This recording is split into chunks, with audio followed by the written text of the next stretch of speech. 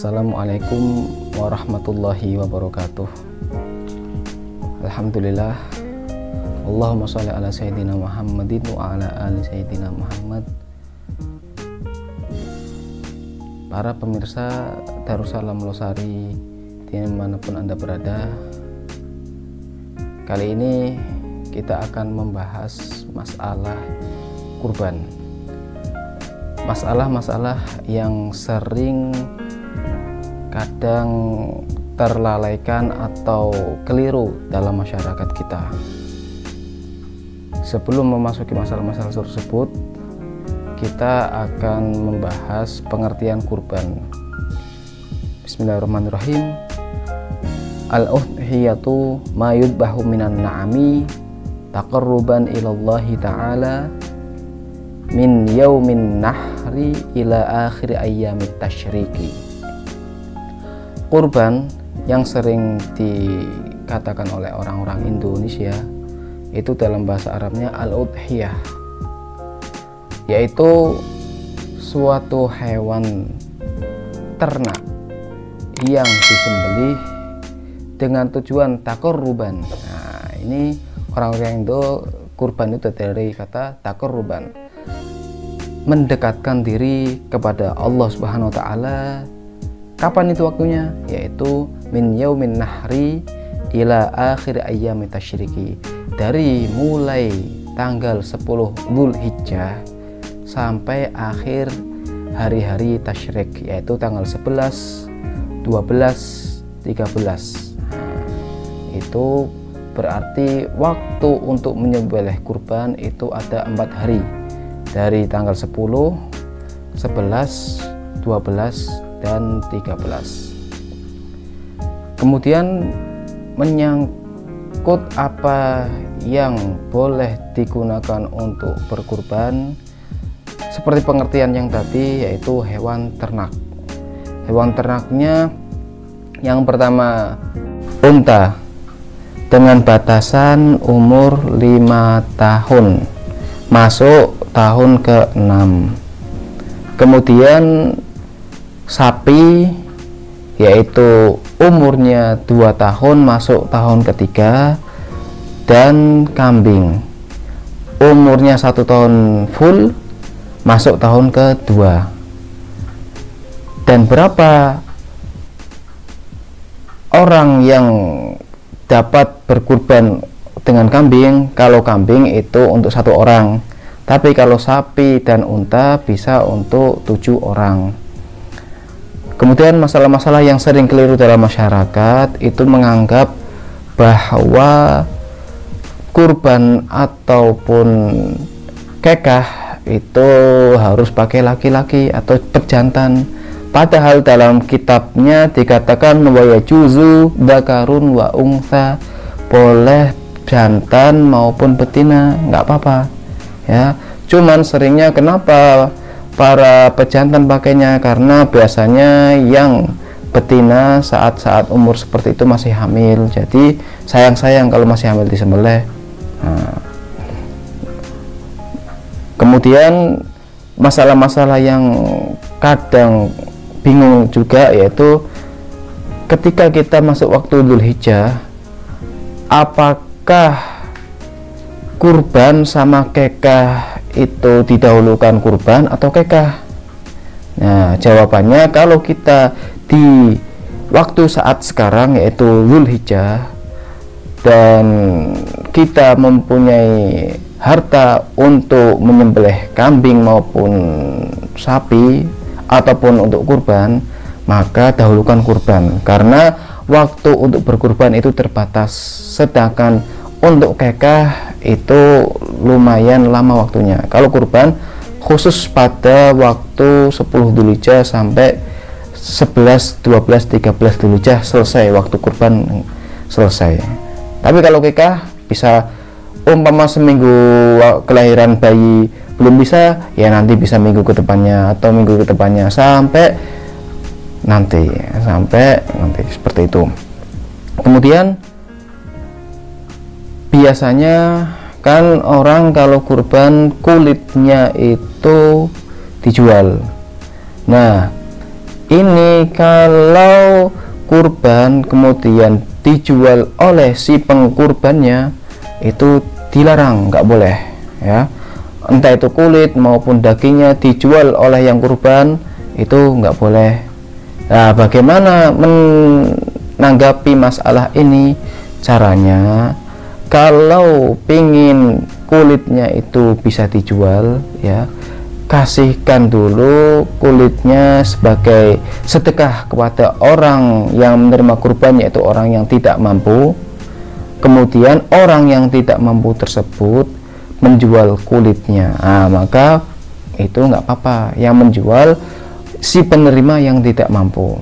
Tapi kalau yang menerima kulitnya itu orang yang kaya, maka kulitnya tidak boleh dijual oleh orang tersebut kaya ya. Itu solusinya. Dan sering juga kita bingung, kalau kurban itu boleh nggak makan dagingnya. Nah, ini kalau kurbannya bukan kurban nadar atau bukan kurban wajib, maka si pengkurban boleh mengambil dagingnya, yaitu maksimal sepertiga ya, boleh ambil. Walul aklu min udhiyati tatawu'in, dari kurban yang sunnah atau tatawu ya. Annahu sallallahu alaihi wasallam, Rasulullah SAW kana ya'kulu min kabiti udhiyatihi. Bahkan Rasulullah sendiri setelah kurban itu memakan hati dari kurbannya, hewan kurbannya. Maka dari itu disunahkan bagi yang berkurban, nanti selesai disembelih, ambil hatinya, dimasak untuk sarapan. Nah, itu disunahkan karena Rasulullah sendiri sarapannya setelah kurban, sarapannya pakai hati hasil kurbannya. Tapi wal afdalu, tapi yang lebih utama, kalau pengen mendapatkan keutamaan, ya tasaddaqu bikulliha, semuanya disedekahkan, illa lukman au lukmaten yatabarraku bi akliha, kecuali cuman satu pulukan atau dua pulukan, satu suapan atau dua suapan, ambil berkah dari memakan daging kurban kita. Karena Rasulullah mencontohkan untuk memakan walaupun sedikit itu lebih utama kalau mampu. Kemudian yang terakhir yaitu masalah pembagian hewan kurban ya. Dalam Al-Qur'annya dikatakan, a'udzubillahi minasyaitonirrajim, bismillahirrahmanirrahim, wad'imul qani'a wal mu'tar. Nah, dikatakan, maka berilah makan orang-orang yang cukup dengan apa yang ada, yaitu mereka yang cukup dengan apa yang ada. Dan yang kedua, orang-orang yang meminta-minta. Di sini bisa diartikan daging kurban bisa diberikan pertama kepada orang yang kaya, dengan syarat kalau orang kaya mereka mendapatkan daging kurban ala sabilil hadiyah, lewat jalan hadiah. Wala yatasarrafu fihi bil bai'i wa ghairihi, dan orang kaya tersebut kalau mendapatkan daging kurban maka tidak boleh menjual dagingnya ala sabilil hadiah, lewat jalan hadiah. Orang kaya menerima hasil kurban dari jalan hadiah. Dan wala yatasarrafu fihi bil bai'i wa ghairihi, dan mereka orang-orang kaya yang mendapatkan hasil kurban tidak boleh menjual daging kurbannya, harus dimakan. Nah, itu kalau orang kaya menerima. Yang kedua, wal fuqara, yang kedua orang-orang fakir ataupun orang-orang yang miskin. Fakir itu kedudukannya di bawah miskin. Ya juzu tamlikuhum, mereka boleh memiliki daging kurban, wa yatasarrafuna fihi malaku bil bai'i wa ghairihi, dan mereka umpama orang fakir miskin tersebut mendapatkan hewan kurban sampai 10 kilo umpama, nah mereka boleh menjual daging kurbannya. Itu kalau fakir miskin yang menerima ya. Ini selesai masalah-masalah yang sering keliru dalam kurban. Dan ada satu masalah lagi yang sering kadang kita lakukan dalam masyarakat kita, yaitu masalah panitia. Dalam kurban sebenarnya tidak kurang tepat kalau dikatakan panitia, karena dalam kurban itu sunnahnya yang kurban, umpama saya kurban itu disunahkan untuk menyembelih sendiri itu kalau mampu. Tapi kalau tidak mampu maka mewakilkan penyembelihan kepada orang lain, mewakilkan pembagian dagingnya juga kepada orang lain. Jadi yang lebih tepat itu mewakilkan atau taukil. Jadi umpama saya kurban, saya wakilkan kurban saya disembelih kepada si A, kemudian yang membagikan si B. Nah, itu yang lebih tepat. Kemudian mereka memakai umumul idin dari si pengkurban, yaitu mereka boleh mengambil daging kurbannya bil ma'ruf, dengan kadar yang tidak berlebihan atau yang sesuai lah, yang sesuai. Karena jika berlebihan berarti dia mengambil haknya orang yang berhak untuk mendapatkan daging kurban. Maka harus yang mewakilkan itu harus bil ma'ruf, ngambil dagingnya.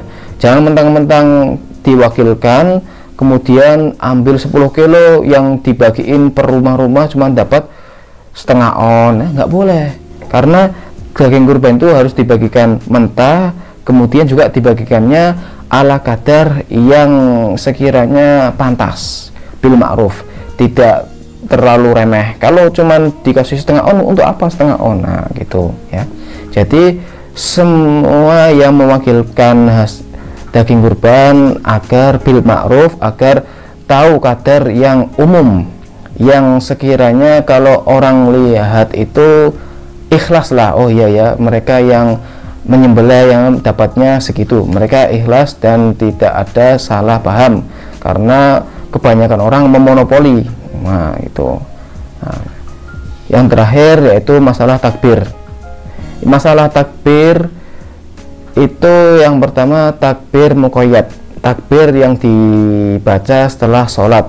Saat Idul Fitri itu kita membaca takbirnya setelah waktu malam hari raya Idul Fitri. Tapi kita Idul Adha itu dimulainya beda dengan Idul Fitri. Kalau Idul Adha dimulainya besok ketika hari 9 Dzulhijjah atau hari Arafah.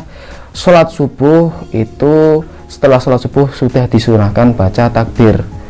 Atau nanti kalau sholat duha ya disunahkan setelah sholat duha baca takbir, sholat duhur baca takbir, sholat asar sampai yang terakhir yaitu ayam mutasyrik yang terakhir tanggal 13 asarnya itu terakhir kali disunahkan untuk baca takbir setelah sholat, yaitu takbir muqayyad. Berarti takbir muqayyad saat Idul Adha itu tanggal 9, 10, 11, 12, 13, 5 hari. Kemudian adapun takbir mursal, yaitu takbir yang tidak dibarengi dengan sholat, itu disunahkan setelah masuk malam Idul Adha. Jadi berarti malam 10 Dzulhijjah maghribnya, setelah sholat maghrib baru takbiran. Yang tadi yang puji-pujian diganti takbiran. Sampai kapan itu? Sampai sholat Idul Adha. Jadi setelah sholat Idul Adha nanti sholat duhurnya puji-pujiannya pakai puji-pujian yang biasa, jangan pakai takbiran. Ini yang sering keliru di masyarakat kita. Maka dari itu mari kita sama-sama introspeksi diri, memperbaiki diri biar benar-benar sesuai dengan apa yang diajarkan ulama-ulama kita, kiai-kiai kita. Dan kurang lebihnya mohon maaf jika ada salah-salah dalam penyampaian maupun hukum-hukum yang kurang tepat, mohon untuk koreksinya, karena kita dalam keadaan sama-sama belajar. Dan kurang lebihnya mohon maaf dan terima kasih. Wallahu a'lam bishawab. Wassalamualaikum warahmatullahi wabarakatuh.